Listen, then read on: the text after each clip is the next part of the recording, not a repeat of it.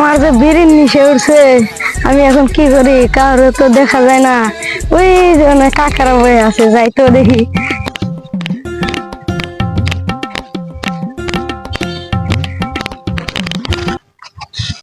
কাকা আব্বার ছিলেন না?